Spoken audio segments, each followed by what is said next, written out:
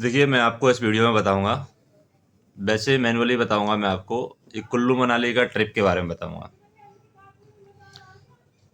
कुल्लू मनाली का जो ट्रिप है, आप किस तरीके से कर सकते हैं।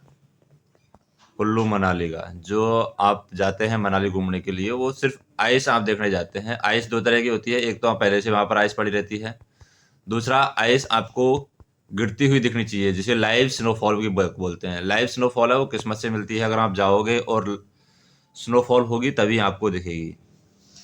तो जब हम गए थे कुल्लू मनाली, तो वहाँ पर लाइव स्नोफॉल हुई थी एक दिन 2 घंटे के लिए, तो हमें लाइव स्नोफॉल देखने को मिली थी।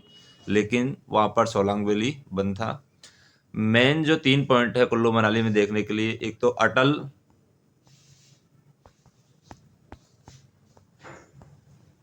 और एक है आपका सोलांग वैली, एक है सिसु। ठीक है, ये 3 मेन पॉइंट है, अटल, सोलांग वैली, सिसु। उसके बाद में एक स्नो पॉइंट भी है। ये 4 पॉइंट है। उसके बाद में थोड़ा धार्मिक पॉइंट है, वो आप देख सकते हैं।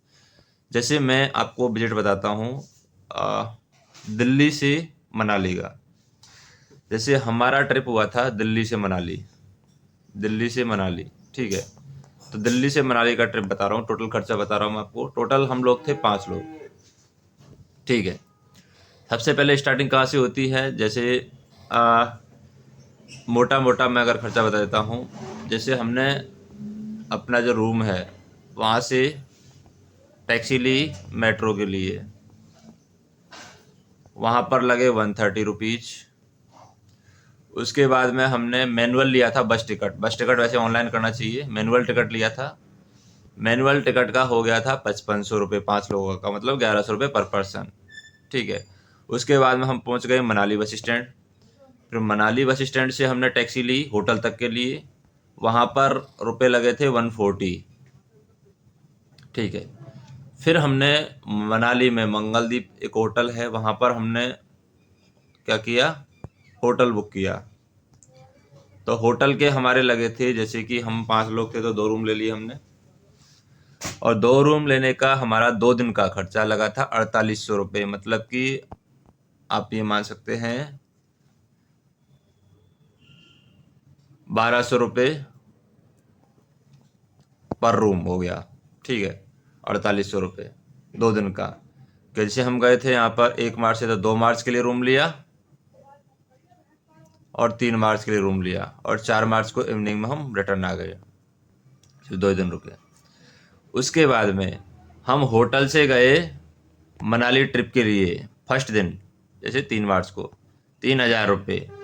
तो ये 3000 रुपये हमारे वेस्टेज गए, क्योंकि यहाँ पर हमने कोई भी पॉइंट है घूमा नहीं। तो जब भी आप जाते हैं घूमने, तो जब ट्रिप करते हैं तो आप पॉइंट देख लीजिए कौन सा पॉइंट वो घुमाने वाला है। तो ये 3000 रुपये हमारे वेस्ट गए। 3000 रुपये में हम कुछ भी अच्छी चीज़ नहीं घूमे। फिर हम छोटा मोटा चीज़ हम देख लेते हैं ऐड करके, कि कुछ पानी की बोतल रही, 60 रुपये की पानी की बोतल, 40 रुपये की पानी की बोतल। फिर 300 रुपये का वहाँ पर, मतलब 60 रुपये का कुछ टिकट था नगर देखने का, तो वहाँ पर हो गया। फिर 180 रुपये की हमने मैगी खा ली, 876 रुपये का हमारा डिनर हो गया।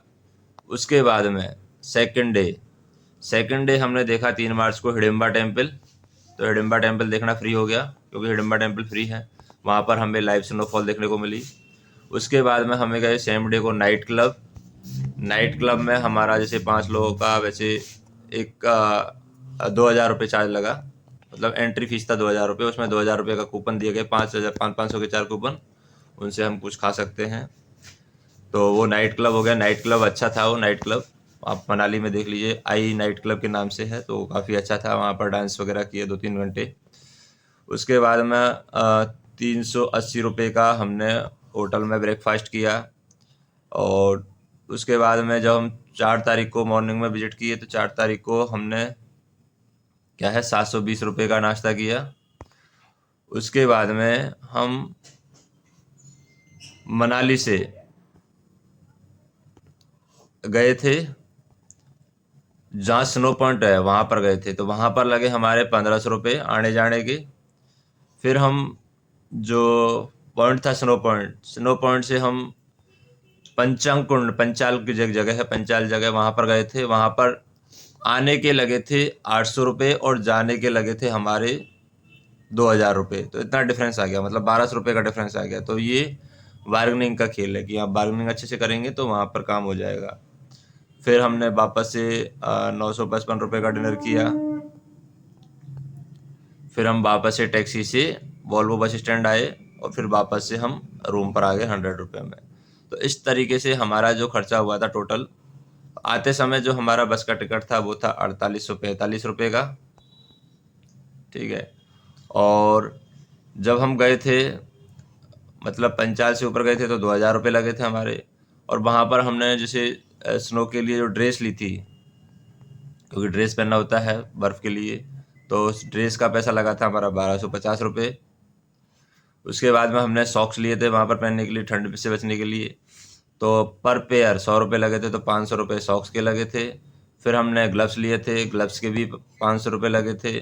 फिर हमने टोपी ली थी, टोपी के भी 500 रुपये लगे थे पर पेयर, पर पर्सन।